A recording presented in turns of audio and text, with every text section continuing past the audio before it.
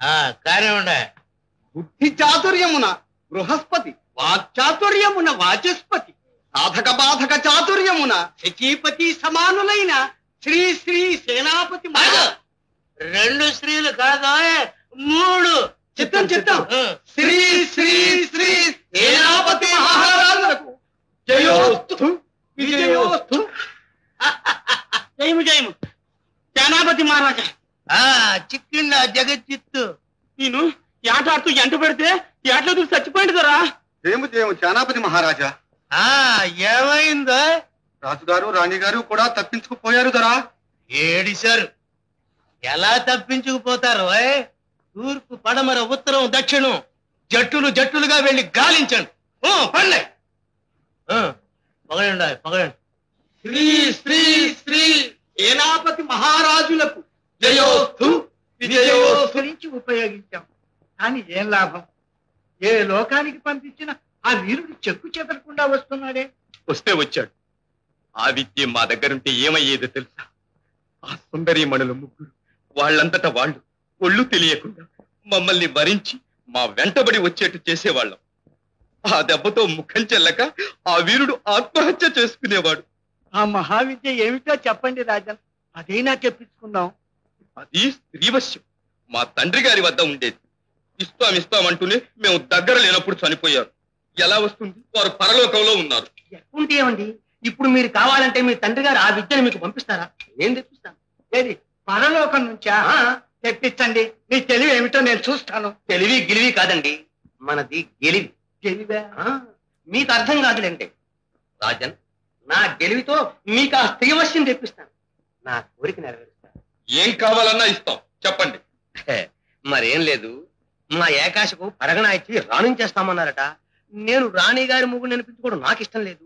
ముందు నేనే రాజయ్యేటట్టు చూడాలి. దానికే మీకు ఒక మండలం ఇస్తాం. సామంతరాజులు కావచ్చు. ఇంకే ఇప్పుడు చెప్పు, నీ గెలివేమిటో స్త్రీవశం ఎలా తెప్పిస్తావో. రాజన్, అది చాలా రహస్యం. ముందు ఈ మంత్రి గారిని అవతలకి పంపించండి. నా గెలివికి అసూయ పడుతున్నారు. ప్రకట, నువ్వు అవతలికి వెళ్ళు.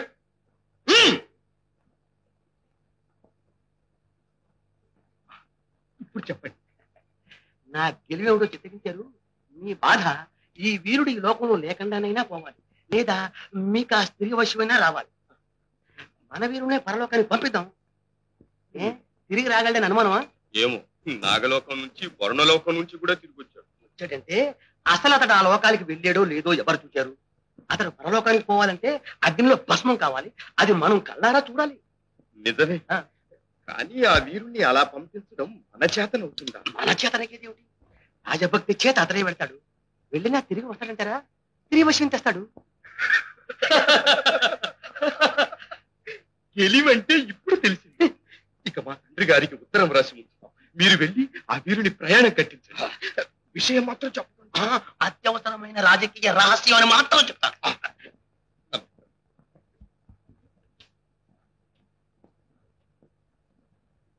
బాదరాయణ, రాజన్, చాటు నుంచి అంతా విన్నావుగా? అదేగా మన తెలివి రాజన్. ఇదిగో చూడండి, మా తండ్రి గారికి కూడా నేను ఉత్తరం రాస్తాను. జవాబు తెప్పించండి. దానికేం రాయి, కానీ ఏమని? చూశారు, ఇది మా ఇంట్లో భూగర్భగృహం తాళం చెవి. చనిపోయేటప్పుడు మా తండ్రి గారు నా చేతికి ఇచ్చారు. అది నాకు ఇవ్వలేదు, ఎక్కడ పెట్టారో తెలియజేయమని వ్రాస్తాను. జవాబు ఇచ్చి కన్నా నీకు ఇచ్చేసి వచ్చానురా అని వ్రాస్తాను. బాదరాయణ, నీది గెలివే. ఆ వీరుడు పరలోకం వెళ్ళి వచ్చింది లేనిది తేలిపోతుంది. కావున ఆ వీరుడు వెళ్ళడానికి అగ్నిగుండం ఏర్పాటు చేయింది. ఓ బ్రహ్మాండంగా ఏర్పాటు చేయి.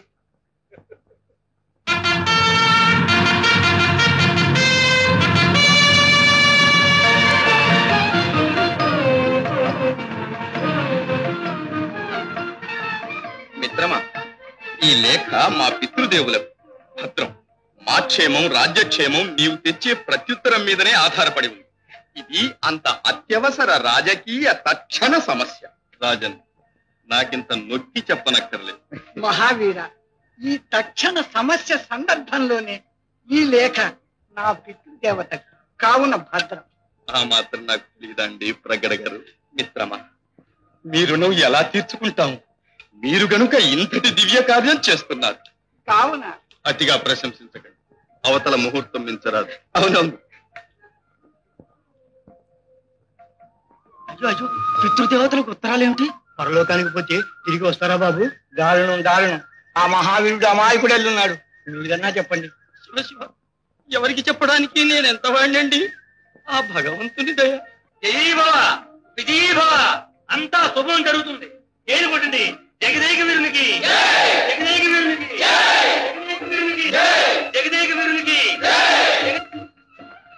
జయ అగ్నిదేవ.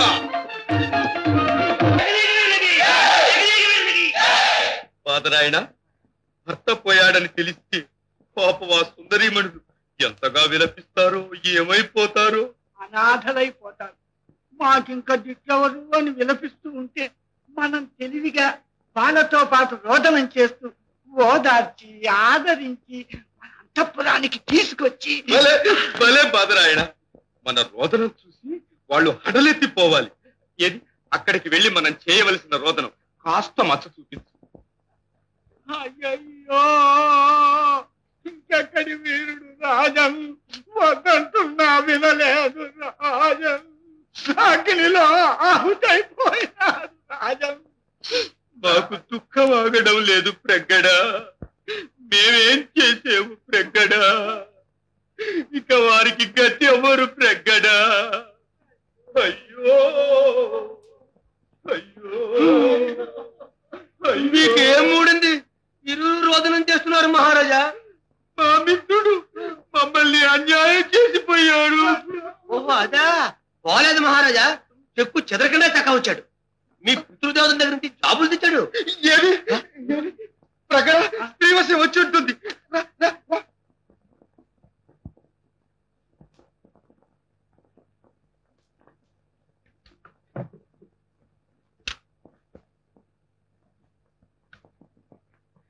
ఒరే పిచ్చి కన్నా, అది నా పితృదేవతండి.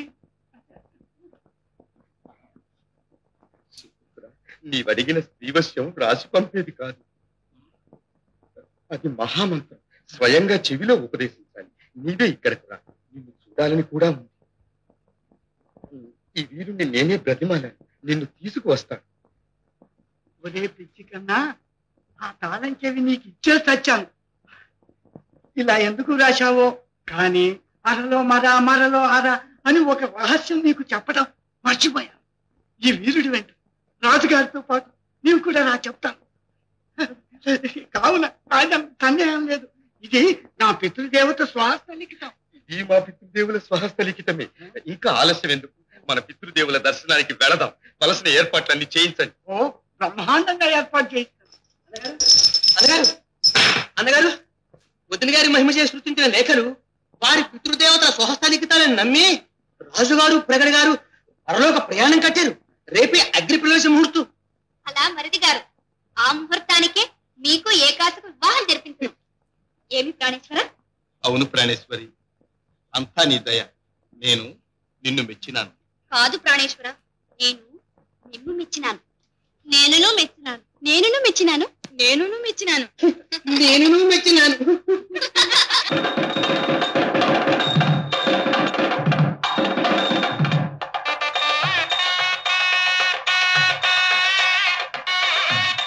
మహారాజా, మీ మేలు కోరిన వాణ్ణి నా కడసారి మనవి వినాలి.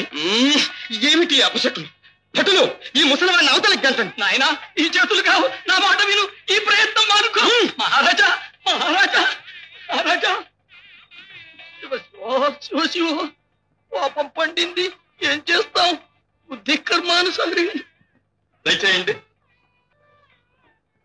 కళ్ళు మూసుకోండి.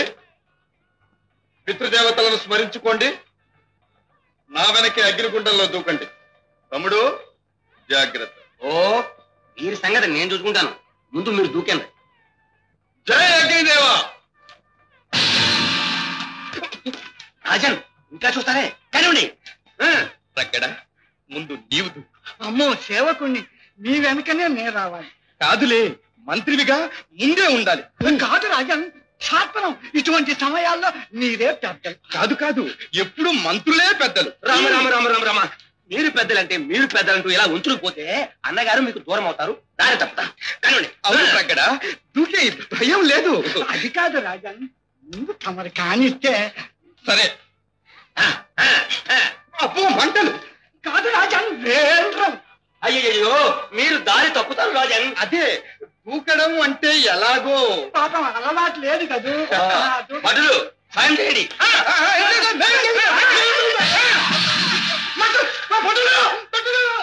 రామోహరి రామోహరి, నారాయణ నారాయణ. ఏం జరుగుతుందో ఏం చూస్తాం. రాజుగారు ప్రగడ గారు మళ్ళీ వస్తారా బాబు? సోదరి మళ్ళారా, మీరు వట్టి అమాయకులు, మీకు పాప పుణ్యాలు తెలియవు. ఆ సత్యాన్ని నిరూపించడానికే భగవంతుడు చేసిన పరీక్ష ఇది. పుణ్యాత్ములైతే తప్పకుండా పైకొస్తారు.